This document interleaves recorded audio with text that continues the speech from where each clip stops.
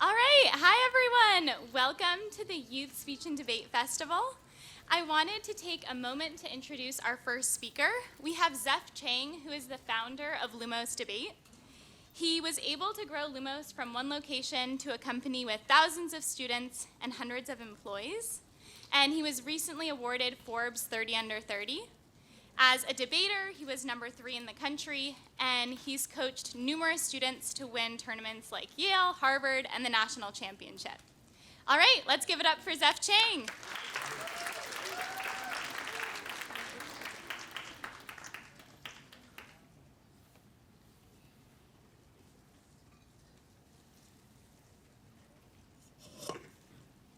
Hi, everyone.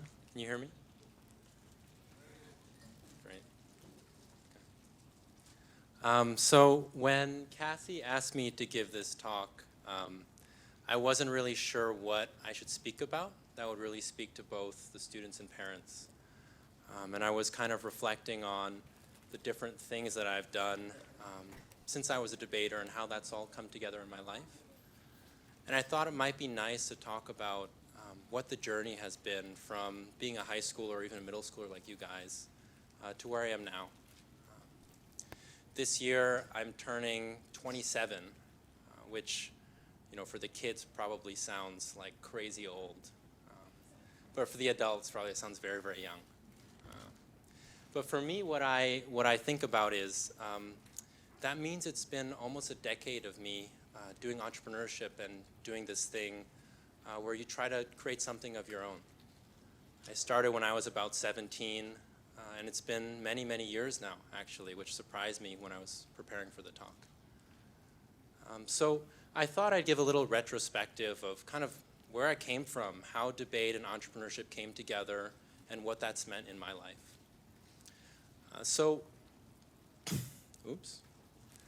I thought I'd start from the beginning. I grew up in Newton, just one town over, Pierce Elementary School. I don't know if any of you are familiar. And then Brown Middle School. This is me as a kid. You'll find very few pictures of me at this age, actually, because I was very, very shy. I didn't like the camera, when my parents said at the restaurant, "What do you want to eat?" I said, "Can you order the food for me? I don't want to talk to the waiter," that kind of thing. But I was always into entrepreneurship. So I don't know how many of you recognize this image. This is Costco. And I remember as a kid seeing these candy bars for $15. It's a great deal, right? And I knew them because the school sold them for $1.50 at the school cafeteria. Back then, they allowed you to sell candy at school. I don't know if that's allowed anymore. And, I could do the math. I said, wow, someone should sell these. And I thought, why shouldn't that be me? So I did. I took a little lunchbox and I went to school and I told my friends, hey, you can buy candy from me. And eventually they shut me down. It was, the regulation from big government. I was a weird kid. Every dollar that I made, I said, I'm going to donate it to the library because I like books. And at some point, the library called up my parents, and the school principal said, your son just gave $200. Did he steal it from you? Is it okay? And, they said, oh, don't worry about it. He's a weird kid. That was kind of middle school for me. I went to Newton South High School. Some of you might be familiar. That's the back entrance. And I remember my dad dropping me off on the first day of school, and he only told me one thing. He said, Zeph, you have to join the debate team. He knew I was a shy kid. He knew that I liked to talk, but only kind of in the family, in public, I didn't want to talk. So he said, you absolutely have to join the debate team. And I told him, thanks, but no thanks. You know how kids are. You tell them something and they want to do the opposite. So I didn't join the debate team. I said, no way, I'll go look at math team, I'll go look at sports, but no debate team. But actually it was my best friend in high school. About 2 months into high school, he said, hey, Zeph, I want to join debate team, will you go with me? And then I said, okay, I'll go. But I didn't tell my dad, You never want to give them that satisfaction. He only found out later. So this is a picture from my first tournament. I don't know if you can see me. I'm that little kid. It's crazy how much you remember from these early experiences. I remember the first tournament and sitting in the room where they were announcing all the pairings. You'd see we had these little medals. It was a novice tournament for beginners. So there's only 3 debate rounds. There was no final round or anything. And if you won 2 out of 3, they'll give you a medal. So, we won 2 out of 3. We got a medal. We were so happy. But debate was really great for me.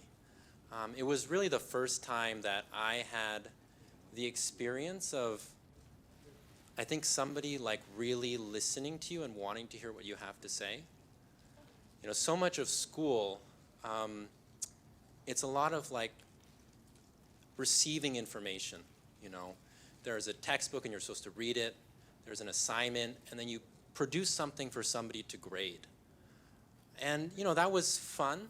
That was okay. But there's something that I found so much more dynamic about debate, where it's here's a argument, here's a resolution. What do you think? And there's no right or wrong answer. There's really just, can you convince somebody to believe what you believe? That was really exciting for me. I was some 14-year-old, and the topic I remember for this first debate tournament was, I think with space exploration, it was that the U.S. should prioritize private sector space exploration over public sector. So that's should we focus more on SpaceX, what Elon Musk is doing, or more of NASA?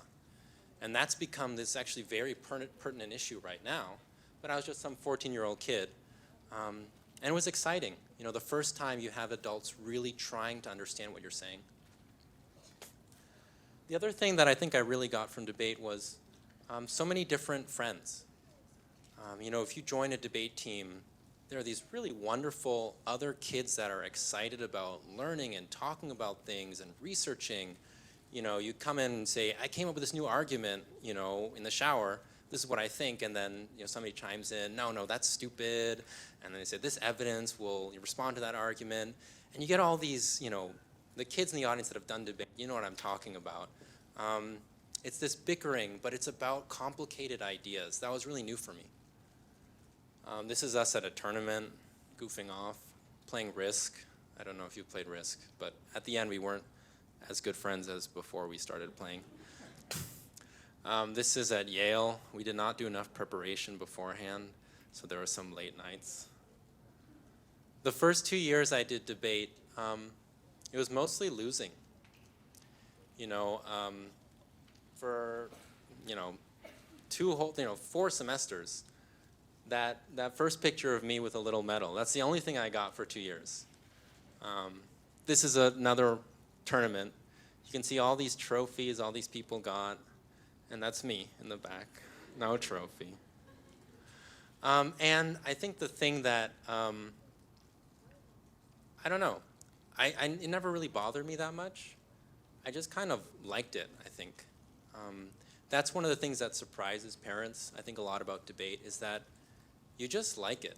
I don't know, as a kid, you like arguing, you like proving that you're right, coming up with ideas. It's just a really different experience.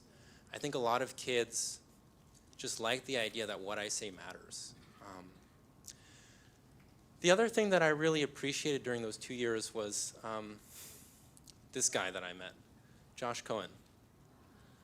So Josh is a professor at Tufts, econometrics, some complicated fancy stuff that I can never remember. He's also the father of Toby and Keith. They were my debate captains when I was a kid. But more importantly, he was a debate coach for the team that I was at. So this guy took, 30, 40 hours out of every week to just coach these, little kids, doing all kinds of weird things, getting into trouble, and just telling us, please just show up on time for the bus so that we're not late for the tournament. He got so stressed all the time. But I knew him like this. If you see this picture, this is from the state tournament. That's my debate partner on the left. And if you look in the bottom right corner, there's this little head holding a camera. For the kids out there, that was we didn't have phones, so you have this little cube of metal. And he really cared about us a lot. And he taught me 2 lessons that I've really taken away. I think the first one was he would always emphasize that it's not about you. And I think we talk about that a lot, but especially in the debate and communication context, it really was a very unique insight that he always hammered home. When you're in a debate round, you know, and as a kid, I was in so many of these rounds early in your debate career, you make all these great arguments, you destroy the other side, you high-five each other after the round, and then you later find out, oh, the judge voted against you. And when you're young, you think, oh man, the judge is stupid, they don't know what they're talking about. But as you get more mature, you know, you realize this important fact that different people see things in different ways. And that's a realization that you come to very quickly as you're a debater. It's that even though you see it so clearly in this way, somebody else, they have different life experiences. They might have been so bored by what you're saying they didn't even pay attention to it. And what Josh always said is, what matters is how the person you're talking to hears what you're saying. It's not about what you think is important, how smart you are, how much research you did. It's about them. What do they care about? What are they interested in? What do they find compelling? That's a very difficult thing for a kid to learn, you know, I think even for a lot of adults to learn. But that's a lesson that you hear again and again in debate. The other thing he taught us was that it's not about the trophies. You know, again, both of these lessons, when he would say them, we would be like, okay, sure, Josh, whatever. But the older you get, the more true they are. You know, the takeaways that I got from debate are the critical thinking skills, the critical reading and writing, argumentation, leadership, communication. You know, he told us, you know, 2 years, 3 years from now, nobody will remember how many trophies you won.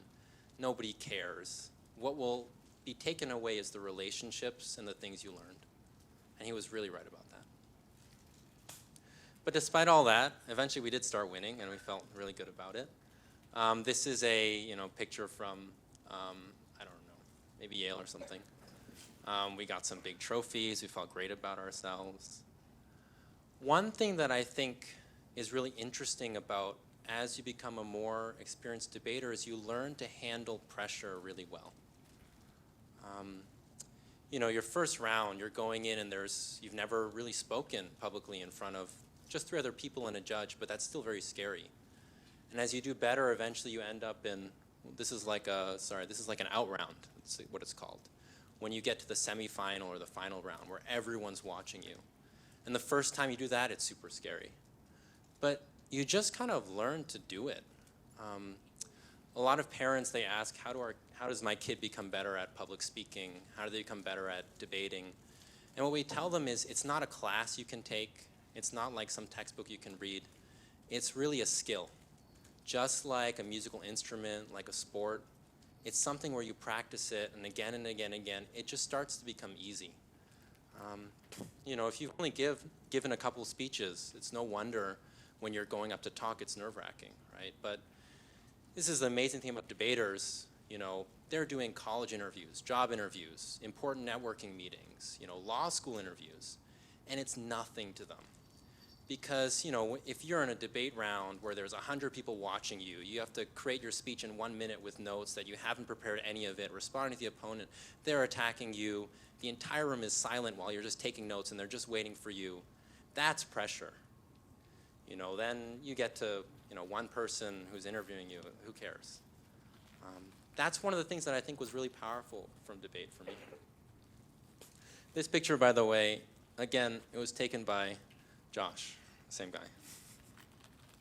At one time he came into the debate round and he was trying to take pictures through the window, and the judge stopped the round and he said, "There's this weird guy outside the room. We need to stop the round." And you know, we said, "Oh no, sorry, that's just our debate coach. He's a little too excited right now. Don't worry about it." We won a tournament where we won first place through 10th place, and we were really excited about this picture. We gave him all the medals. So I graduated high school, and the last summer of high school, we had this idea to do a fundraiser for the debate team. So that's all it was at first. That's what Lumos was. It was just I wanted to do a little project before going to college. And we did this fundraiser. It was called the NCE Debate Institute, actually. It was part of Kim Vanneman we have in the crowd, part of her program through Newton Community Education. And I found a couple pictures. This is from the first day. We didn't really know what we were doing. We were just some kids putting together a curriculum, trying to talk with students. And I think that's something that for entrepreneurship, a lot of kids, a lot of people don't realize, that no one knows what they're doing. You just kind of just do it. See what happens, fix it quickly, and just care. We messed some things up. The parents said, hey, my registration didn't go through. We don't have a spot. And we said, oh my gosh, so sorry. We didn't tell them it broke because our spreadsheet didn't have enough rows. You just do your best. This picture I thought was funny. I was shocked that this is so long ago. That kid in the blue, he just graduated from Harvard and got his first job.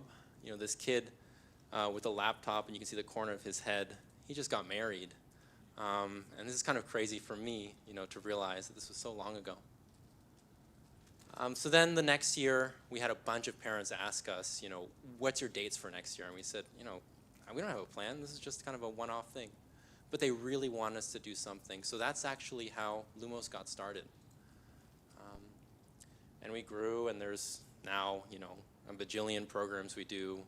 Some of you might even recognize yourself in these pictures. And a lot of parents, I think this was an entrepreneurship lesson for me very early on. They'll ask, how are you so successful? What was the key there? And I think people think that in business, you succeed by having a great plan and executing, and all those things are important. But the secret to our success, I think, is we did something that parents really, really wanted. We didn't come out trying to start a business. We just were doing something, and we found parents that really wanted public speaking communication skills for their kids. They know how important this was, and we just did our best every day to provide something for them that would help their kids become more confident. Again, it's a similar lesson to kind of the debate lesson, right? It's not about you. It's not about how smart your ideas are. It's not about how good your business plan is. It's about the folks that you work for. What do they care about? What does the customer want? What do they need? And that was really what we learned very early on. I thought I would maybe take a little bit of time to talk about, more concretely, what are the lessons that I learned from debate and how do they really tie into entrepreneurship? Because I know there are so many folks in the crowd who are interested in that kind of space. I think the first thing is the obvious one of communication and leadership. One thing that debate teaches you, right, is to communicate ideas succinctly. And I think succinctly is very important. One of the best traits that I really appreciated from debate is that you have limited time. You only have 2 minutes, 3 minutes to make a speech. So that means you can't say everything in the world. You can only say a couple ideas, and you have to explain them as clearly as possible. I think that's such an important skill because in the real world, there's no timer, but people get bored, right? Like even when I was preparing this presentation, this is the slide I know I'm going to start to lose the younger kids. So I need to hurry through it. But I think a lot of communication, it's not just about the big stuff, the big speeches. How many people are going to give a big speech in their life? Maybe once or twice. But the part where communication really matters is the little things. When you're even just sending an email, talking to a colleague asking for something, in a meeting speaking up, those are the key moments where you're able to achieve things. And it's about how clearly can you communicate what you want? Do you understand what the other person wants? And can you make sure that they understand what you're saying exactly? How many emails do you read where they just list 25,000 different things and you have to spend 10 minutes trying to figure it out? That's weak communication. I think the second thing that I really took away is empathy and humility. It's, again, this same lesson from debate that at the end of the day, it's not how many ideas you can talk about, how many cool things and pieces of evidence you can share. It's about this person that's listening to you. Can you change their mind? What are they thinking? It's not about you. The third area is clear writing, clear thinking. One of the lessons of debate is that if you can't write it out clearly, you're not going to be able to explain it clearly. That's something with young debaters we always ask them, what exactly are you saying here? What exactly do you need the judge to understand? If you're not clear on that, they're not going to be clear on what you're saying. And then I think the fourth area that I really appreciated was decisions under pressure. You know, as you kind of go through life, there are so many areas where it's high pressure, there's no one to give you advice. At the end of the day, you have to make the call. One thing I really appreciate from debate is you just practice doing that again and again and again. And maybe it's not easy at first, maybe it's nerve-wracking, but it's really amazing. You get these high school kids who are used to making big decisions under high-stakes situations with all the eyes on them, and it's nothing to them. That's an incredible skill that I took away. I think for all of these, the thing I most appreciate is the ability to do all of this and work with people. When people think of debate, they think it's about, you know, being really smart, coming with great ideas, researching. But really for me, all of this is really about communicating with people. You know, in life, if you want to get really great things done, you have to work with other people. And if you want to work with other people, you have to be able to explain things to them and get them to do what you think they should do based off of persuasion. So all of that for me, I think, was just really wonderful. Throughout my entire career, all of this stuff has transferred really cleanly. And, you know, I've got friends in, you know, medicine, finance, you know, med school. I was surprised to find out that med school, there's this very intense interview process. In every single profession, people understand that the most important skills are people skills. Can you convey what you're trying to say to get somebody else to understand? If you can do that, you can do anything. You know, so much of my job is recruiting. How do you get somebody to believe in your vision and join you? How do you talk to a customer to understand and just tell them, here's what we do? You know, how do you tell people, here's our new initiative, this is what we're going to do? It's all communication. So that's pretty much what I had to share. I wanted to keep it pretty brief. I think I just wanted to share one more thing in closing, which is just really looking back on all this time spent in debate and entrepreneurship and everything. I think the thing that I most appreciated, and I think that I would advise all the young folks who are doing debate to really appreciate as you go through it is, I think for me it's the people that I got to meet and work with that I really feel the most grateful for that opportunity. You know, there's so many coaches and teammates and coworkers, fellow students, parents, and you know, even some of the folks in this room. We have Cassie, who's done a great job working at this festival, and Kim, I'd point out, she's the coach at the Newton Middle School program, and she's helped, you know, hundreds of kids. It's just been really rewarding. Our staff and parents, and you know, Josh Cohen and Tim Averill, two of the coaches that I used to be coached by, and now I get to work with them. They couldn't be here because right now they're running a debate tournament. So, you know, it's just been a real privilege, and I think the best part of debate for me is really getting to meet so many amazing, brilliant people that are also really kind and supportive. So for all the kids out here who are thinking about doing debate, I think that's the thing I would want to leave you with, that it's about the people, talking with them, understanding them, and becoming friends. Yeah. Okay, so that's my talk for now. Thanks so much. We have a little bit of time, I think, for Q&A, if any folks have questions. I think Cassie's coming around with a microphone. And then after that, we'll take a break, and then we'll do the exhibition debate round with our students. Any questions? We got a question over here. Sure, you just want to be loud? So I just want to understand, what's your vision for Lumos ultimately? Yeah, so I think one thing that became really clear to us about Lumos is that even the way we started is our belief is that debate is this really powerful activity. You know, it's like this it's this activity where the kids learn reading, writing, critical thinking, speaking, teamwork, and they actually want to do it. You know, you don't have to force them to do it. Like, how amazing is that? And we, you know, I've talked with, you know, coaches around the country, and it's so surprising to me that there's not more support for debate, especially in the public school system. You know, there's a lot of private schools with debate programs, but at the middle school level, you know, that's why I work so closely with Kim. You know, there's a couple schools that have amazing debate programs, and the kids, they do awesome, but it's really hard to get funding for these programs. So that's one of the reasons we want to do this festival, bring coaches and students together to really grow debate in Massachusetts, at the high school level, at the middle school level. For us, we just think that this activity is one of the most important parts of education. You know, what do we want our kids to learn in school? Is it not these exact skills? And they actually like researching, like arguing. You know, it's amazing after a 2-week session, you hear these kids that didn't even want to be there complaining to their parents, and they're now saying, oh, your case has this hole, you know, you need to add this piece of evidence, here's a response, and they're actually into it. That's what kind of gets us excited. So we really think that debate's something that should be a bigger part of our education system. It's not really about for our summer program, our job is to get kids excited about debate and get them interested in doing it at the middle school and high school level. So we've done a lot of funding and grant programs to try to support the middle school teams.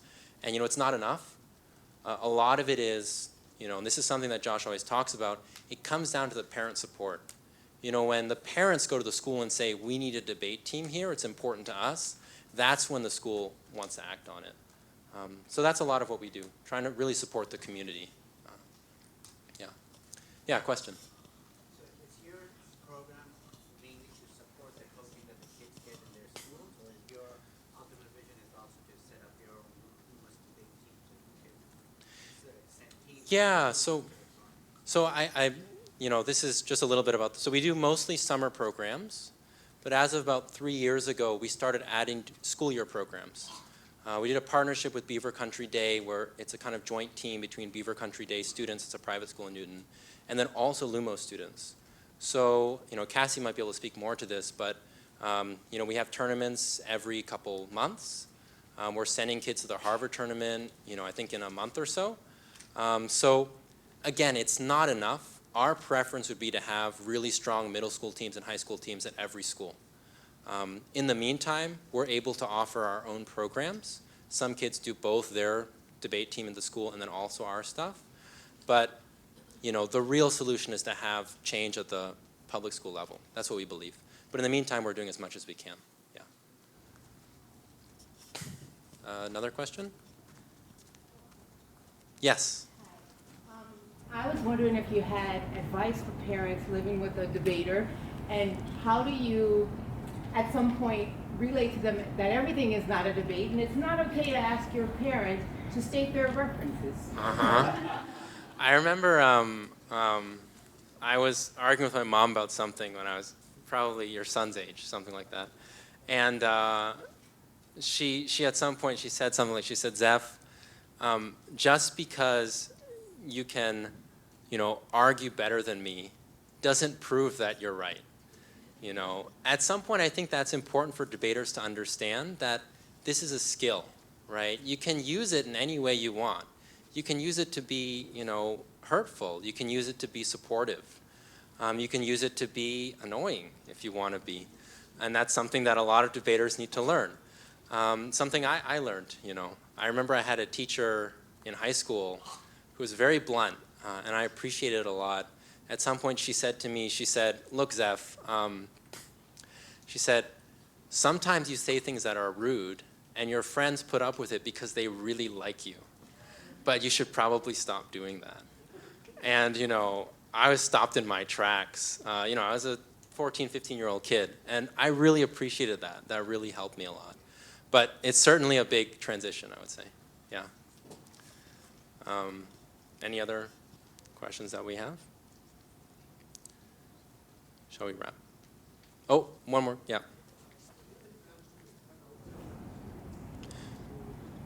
Yeah, so we have programs actually in New York. We had a couple in New Jersey before Corona. We have an online program where we've had students from France, from Texas, all over the country and the world. I think we're adding a Queens location this year. So we definitely have plans to expand. With COVID, we want to be pretty careful. But I think this is an issue that we find across the country. In every state, there's really a lack of public speaking and debate programming for kids. It's again, very surprising to us. But a lot of it comes from the parents,